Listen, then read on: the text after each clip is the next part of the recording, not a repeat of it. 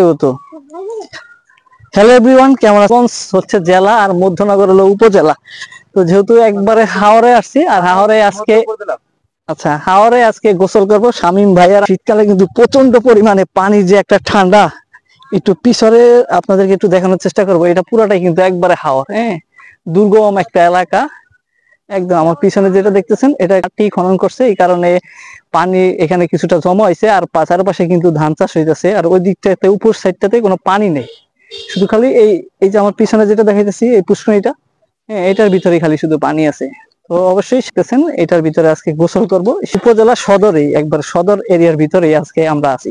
তো এখানে কিন্তু গোসলটা করবো। ওকে, সুনামগঞ্জ জেলা আর মধ্যনগর থানার যে হাওর, এই হাওরের ভিতরে নামতেছি।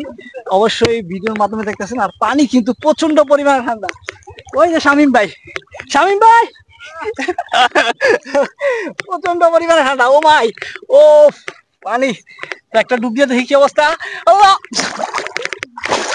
ও বাবা, অনেক ঠান্ডা, অনেক। এখানে পানির পরিমাণটা অনেক ঠান্ডা। আসলে আমাদের অঞ্চল থেকে যেহেতু এখন শীতের পরিমাণ প্রচুর পরিমাণে ঠান্ডা, এখানের পানিটা আপনাদেরকে একটু দেখাবো ভিডিওর মাধ্যমে। সুনামগঞ্জ জেলার মধ্যনগর থানা, এটা থানার একবারে সদর এরিয়ার মধ্যে আছি এখন বর্তমানে। আর এটা একবারে হাওরের ভিতরে নেমে গেছে, হ্যাঁ, চারো সাইডটাই কিন্তু শুকনা, খালি এটুকুই ভিতরে পানি আছে। দুর্গম একটা এলাকা, চারপাশটা আপনাদেরকে একটু ভিডিওর মাধ্যমে দেখাবো।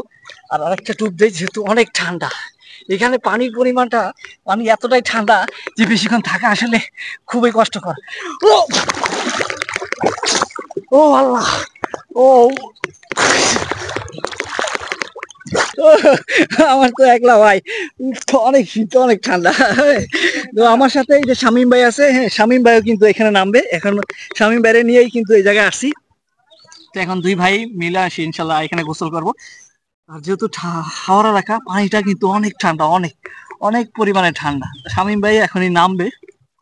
আর এখানে যেহেতু দুর্গম এলাকা, পানি কিন্তু এইটুকু এখানে পানি আছে, আর চারপাশটা পুরোটাই কিন্তু শুকিয়ে গেছে।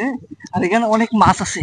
এই যে যে পুষ্করিটা, যে অঞ্চলে যা বলে আর কি, যেহেতু এটা রাস্তা, রাস্তা থেকে মাটি তুলছে, এই কারণে হয়তো বা এখানে গভীর হয়েছে।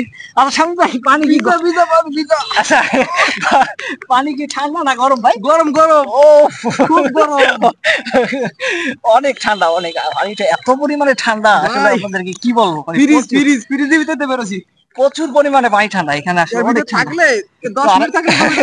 আচ্ছা, আরেকটা ডুব দেই, ডুব দিয়ে ইনশাআল্লাহ উঠে পড়বো, যেহেতু আজকে শুক্রবার, নামাজ দিতে হবে। ভাই মাছ ধরবো, তো কি মাছ ধরবেন? মাছ ধরতে আসলে কি সম্ভব? সম্ভব, সবকিছু সম্ভব, সমুদ্রে কোনো কিছু অসম্ভব নাই ভাই।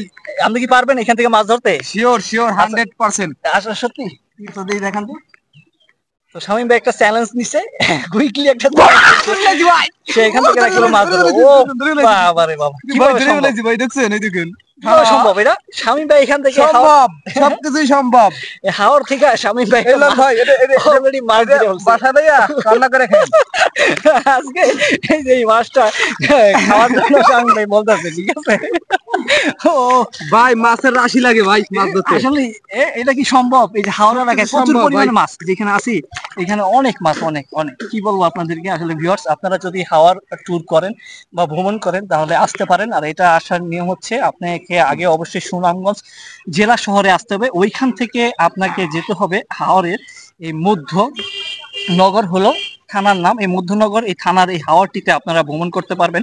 যারা ভ্রমণ প্রিয় মানুষ আছেন, তারা আগে সর্বপ্রথম আপনাকে আসতে হবে সুনামগঞ্জ জেলা শহরে। সুনামগঞ্জ জেলা শহর থেকে সরাসরি আপনি বাইকে অথবা সিএনজি যোগে এখানে কিন্তু এসে পৌঁছতে পারবেন।